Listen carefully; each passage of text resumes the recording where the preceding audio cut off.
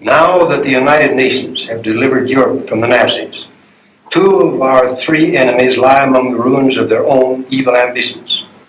We have come far along the road since those early, perilous days that shook the world. I salute the members of the armed forces of the United States for courage and complete devotion to duty throughout the African and European campaigns. I salute the men in uniform ashore, afloat, or aloft in the vast Pacific, and in India, China, and Burma. For the fact is that we have been fighting not two wars, but one global war. A global war in which, at the darkest hour, our Axis enemies were striking eastwards and westwards, halfway across the world, and threatened to join forces in the Middle East, thus isolating China and Russia. Had that effort been successful, the combined strength of the Axis coalition could then have been directed at the destruction of the free nations of the world, one by one. We had therefore to consider the possibility that after the conquest of Asia, Africa, and Europe, Germany might engulf the British Isles, and that she might then join with Japan in attacks on our coastal cities and industries. By that time, we would have been fighting alone and virtually surrounded. The outlook was serious, and a grave decision had to be made. Therefore, our strategy was, first, to prevent at all costs the junction of Germany and Japan, and second, to crush them one at a time.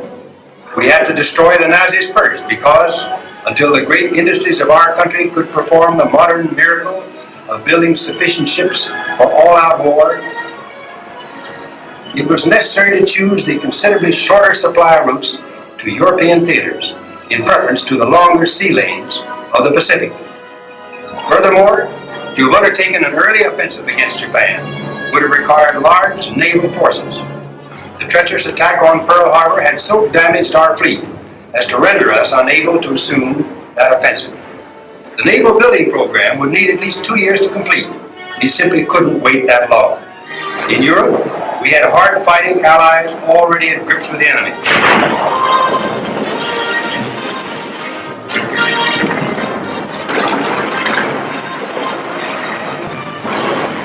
In England, we had bases from which to launch our fast-growing air power.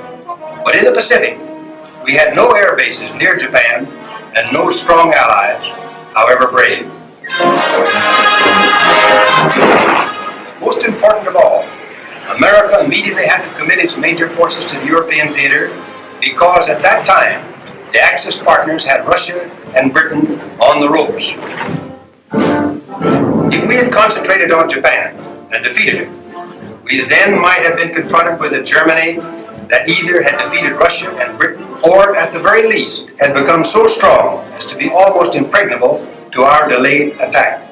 Particularly if the enemy had gained possession of the British and French fleets, we then would have faced long years of constant wars. Thus, we made the choice: hold in the Pacific, attacking Europe. First, we would attack Germany from the air. Then we would invade Europe and destroy the German armies. True, with our allies, we have won the Battle of Europe. But without the heroism and sacrifice of our Pacific naval, air, and ground forces, under splendid leadership, the success that now shines upon our banners in Europe would not have been possible. Our Pacific troops fought and held back a savage foe so that we might concentrate the full fury of our offensive power against Nazi Germany. And then, as we gathered strength in the Pacific, they have closed in on the enemy, destroying his ships and planes in preparation for the final kill.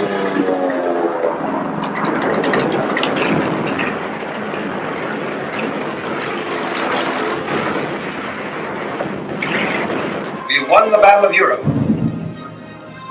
But the war, the global war, will not be won until we have exterminated Japanese military power.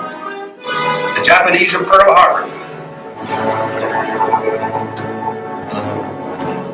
Bataan,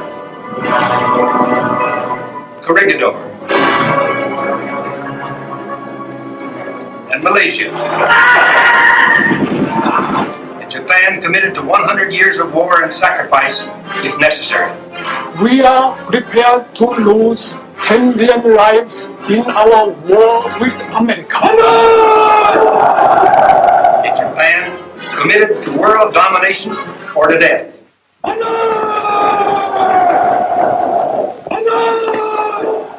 In Japan, whose home front is fanatically united behind the enemy's war effort.